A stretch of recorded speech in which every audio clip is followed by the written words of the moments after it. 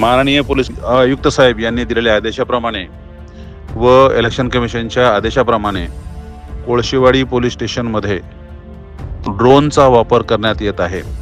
विशेषतः झोपडपट्टी एरिया, महत्त्वाचे चौक, ज्या ठिकाणी पोलीस बंदोबस्त आहे ते ठिकाणं, त्याबरोबरच ज्या भागामध्ये रूट मार्च होत आहे त्या भागामध्ये सुद्धा ड्रोनचा वापर करण्यात येत आहे। सामान्य माणसाची सुरक्षितता त्याबरोबरच अनफेअर प्रॅक्टिसेस होऊ नये यासाठी ड्रोनचा मोठ्या प्रमाणात वापर करण्यात येत आहे।